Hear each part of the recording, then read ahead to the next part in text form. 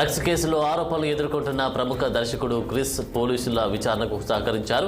Radisson హోటల్లో జరిగిన పార్టీకి క్రిస్ హాజరైనట్లు గుర్తించిన పోలీసులు ఆయన 10వ నిందితుడిగా చేర్చారు. విచారణకు రావాల్సిందిగా కోరగా తాను అందుబాటులో లేనని 2 రోజుల్లో వస్తాను అని క్రిస్ సమాధానమిచ్చారు. ఈ మేరకు కుటుంబ సభ్యులు స్నేహితులతో కలిసి విచారణకు హాజరయ్యారు.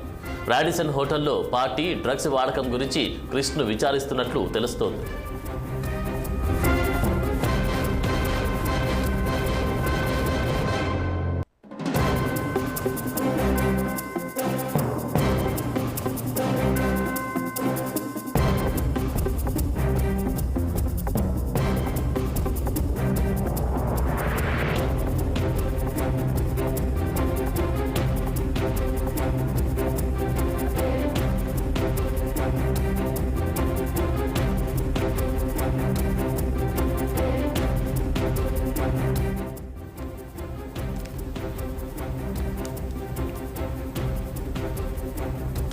డ్రగ్స్ కేసులో ఆరోపణలు ఎదుర్కొంటున్న ప్రముఖ దర్శకుడు క్రిస్ పోలీసుల విచారణకు సహకరించారు.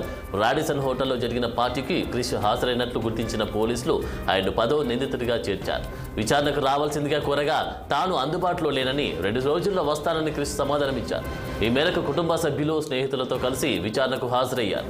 రాడిసన్ హోటల్లో పార్టీ డ్రగ్స్ వాడకం గురించి క్రిస్ను విచారించినట్లు తెలుస్తోంది. ఇక ఇదే అంశానికి సంబంధించి తాజా అప్డేట్స్ మా ప్రతినిధి మణికంఠ అందిస్తారు. మణికంఠ, ఆనందం ఏదైతే 24వ తారీఖున రాడిసన్ హోటల్లో డ్రగ్స్ తీసుకుంటూ దొరికాయని చెప్తున్నారు. ఆ ఎస్ఓటీ పోలీసులు అయితే రైడ్ చేయగా 11 మంది నిందితులను అయితే గుర్తించారు. అందులో 3 తొలుత అరెస్ట్ చేయగా మిగతా వాళ్ళు పరారీలో ఉన్నారని చెప్పారు. వాళ్ళని కూడా తీవ్రంగా వెతుకుతున్నారన్నారు. సో తాజాగా అయితే నిన్న ఈవినింగ్ 4:30 ప్రాంతంలో కృషి అయితే గచ్చిబౌలి పిఎస్ వచ్చి డీసీపీ వినీత్ మీద కలవడం అయితే జరిగింది. ఆ డీసీపీ వినీత్ గానే కలిసి 1 గంటన్నర చర్చలు అయితే కలిసాయని చెప్తున్నారు. సో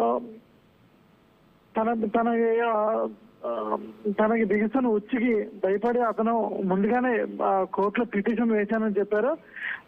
దాంతోపాటు చూసుకుంటే ఇది ఆ డ్రగ్స్ కి నాకు సంబంధం లేదు, నన్ను అనవసరంగా ఇరికిస్తున్నారు అని చెప్పి క్రిష్ వాదనలు అయితే వినిపించాయి. అటు పిఎస్ లో కానీ మరి పిఎస్ లోని డీసీపీ దగ్గర అయితే వినిపించాయని చెప్తున్నారు. సో ఇంకో విషయం ఏంటంటే వాళ్ళ స్నేహితులు పిలిస్తేనే వెళ్ళాను, నాకు డ్రగ్స్ అంతగట్టకండి అని చెప్పైతే అని అన్నారు. ఆనంద్, ఓకే మణికంఠ, మరి డ్రగ్స్ వాడకం గురించి కృష్ణ అయితే విచారించినట్లుగా కూడా మనకు తెలుస్తా ఉంది. దీనికి సంబంధించి మరి విచారణలో ఏ విషయాలు బయటపడ్డాయి? సో విచారణ అయితే నిన్న ఏదైతే ఎప్పుడైతే కృషి అయితే డీసీపీని కలవడం జరిగిందో వైద్య పరీక్షల నిమిత్తం మూత్ర మరియు రక్తం కూడా బ్లడ్ శాంపిల్స్ అయితే హాస్పిటల్ అయితే పంపించడం జరిగింది. 12 గంటల్లో అయితే ఆ రిజల్ట్స్ అయితే రానున్నాయి. ఎందుకంటే ఎవరైతే డ్రగ్స్ తీసుకున్నారో వాళ్ళ రక్త నమూనాలు సేకరించి కూడా ఆ డ్రగ్స్ వాడారో లేదా అయితే కనుక్కోగలరు. సో ప్రజెంట్ అయితే హైదరాబాద్ దాటి ఎటు వెళ్ళకనే హైదరాబాద్ ను వదిలి వెళ్ళొచ్చనైతే ఒక సూచించారు పోలీసులు కృషికి. ఎటు వెళ్ళినా కూడా గచ్చిబౌలి పిఎస్ కానీ డీసీపీ వినీత్ కానీ ఇన్ఫర్మేషన్ అయితే ఇవ్వాలి. ఖచ్చితంగా పిఎస్ కి వచ్చి సమాధానం మళ్ళీ చెప్పాలని ఉంటుందని చెప్పారు. ఆనంద్, ఓకే మణికంఠ, మరి యొక్క డ్రగ్స్ వాడకం విషయంలో అయితే క్రిష్ డ్రగ్స్ వాడినట్లుగా నిర్ధారణకు వస్తే ఏ విధమైనటువంటి చర్యలు తీసుకునే అవకాశం కనిపిస్తా ఉంది? డ్రగ్స్ వాడినట్టయితే నిర్ధారణ వస్తే అతని తగిన చర్యలు తీసుకోవాలి అని. ఎందుకంటే తెలంగాణ ప్రభుత్వం ఏర్పడ్డాక, రేవంత్ రెడ్డి ప్రభుత్వం ఏర్పడ్డాక తెలంగాణలో మత్తు పదార్థాలు మాదక ద్రవ్యాలు నిషేధంగా పాదం మోపుతామని చెప్పి అన్న రేవంత్ రెడ్డి ఆ మాట తర్వాత నుంచి డ్రగ్స్ అయితే అధికంగా తెలంగాణలో అయితే పట్టుబడుతున్నాయని. సో ఈ విషయంలో మరి డైరెక్టర్ క్రిష్ ఏదైతే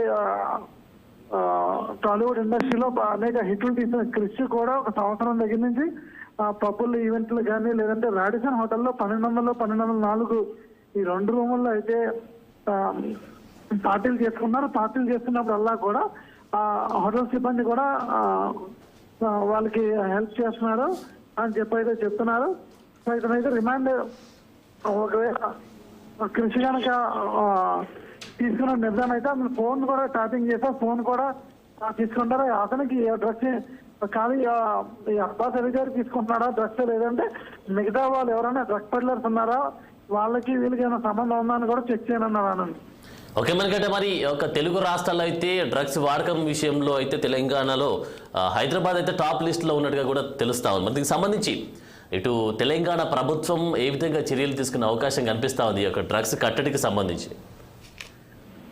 జిహెచ్ఎంసీ పరిధిలోనే అనేకమైన జిహెచ్ఎంసీ అంటే సైబరాబాద్, రాచకొండ మరియు హైదరాబాద్ 3 పరిధుల్లోనే అనేకమైన పబ్బులు అయితే ఉన్నాయని, పబ్బులు, క్లబ్లు, బార్లు అయితే ఉన్నాయని. దాంతో పాటు ఇవి కాకుండా కూడా ప్రైవేట్ పార్టీలను కూడా చేసుకుని ఫామ్ హౌస్లు కూడా అయితే ఊరి చివర్లలో ఫామ్ హౌస్లో కూడా రేవ్ పార్టీల దగ్గర నుంచి అన్ని రకాల పార్టీలు కూడా చేసుకుంటా ఉన్నాం. అక్కడ ప్రజెంట్ అయితే కొకైన్ తో పాటు గంజాయి, మెత్, ఆల్కహాల్ అన్ని సేవించినా కూడా అన్ని ఎప్పుడు కట్టుదిట్టు చర్యలు తీసుకుంటున్నా కూడా ఎక్కడో దగ్గర నుంచి అయితే దొడ్డిగా మీద వస్తున్నాయి, ఏదో మూల నుంచి అయితే వస్తున్నాయని చెప్తున్నారని. కానీ ప్రభుత్వం ఎంత కట్టుదిట్టమైన చర్యలు తీసుకున్నా బ్లాక్ మార్కెట్ అయితే పెరిగిపోయింది. కాకపోతే గుజరాత్ నుంచి, మహారాష్ట్ర నుంచి వస్తున్నాయి డ్రగ్స్ ఏదైతే ఉన్నాయో అవి గుజరాత్ పోర్బందర్ పోర్ట్ దగ్గర నుంచి లోపలికి వస్తున్నాయి. అక్కడి నుంచి ఇండియా మొత్తం స్ప్రెడ్ అవుతుందని చెప్తున్నారు. మొన్న 3 రోజుల క్రితం చూసుకుంటే 3,500 కిలోలు అయితే ఆ దగ్గర సుమారు వేల కోట్ల డ్రగ్స్ కూడా స్వాధీనం చేసుకున్నారు. సో ఇరాన్ నుంచి కానీ పాకిస్తాన్ నుంచి కూడా డ్రగ్స్ వస్తున్నాయని ఇక్కడ కూడా తెలంగాణలో అయితే ఏదైతే మంత్రిత్వ శాఖ ఉందో అది కూడా ఈసారి సీరియస్ గా కఠినంగా చర్యలు కూడా తీసుకుంటారని చెప్పారు అన్నాను. ఓకే, మనకంటే మరి ఫైనల్గా చూస్తే సినీ ఇండస్ట్రీకి సంబంధించి విషయానికి వస్తే చాలా అయితే డ్రగ్స్ వాడుతున్నట్టుగా కూడా చాలా అంటే ఈ మధ్యకాలంలో అయితే చాలా అయితే వెలుగులోకి వస్తా ఉంది. దీనికి సంబంధించి సినీ ఇండస్ట్రీకి సంబంధించి ఎవరైనా స్పందించారా దీనికి సంబంధించి? సినీ ఇండస్ట్రీకి సంబంధించి ఇంకా ఎవరు అంటే ఇంకా స్పందించలేమని, ఎందుకంటే ఈ డ్రగ్స్ గురించి సపోర్ట్ చేస్తే వాళ్ళకి కూడా చిపికిస్తుంది అని చెప్పి ఒక అపోహలో ఉన్నారు చాలా మంది. ఎందుకంటే గతంలో చూసుకుంటే పూరి జగన్నాథ్, తరుణ్, నవదీప్, చార్మి, ముమైత్ ఖాన్ ఇంకా చాలా మంది సినిమాలు 1-2 సినిమాలు తీసి హిట్ అయ్యి మిగతా టైంలో ఖాళీగా ఉన్న వాళ్ళు కూడా అటు డ్రగ్స్ కి అలవాటు పడ్డారు. డ్రగ్స్ కి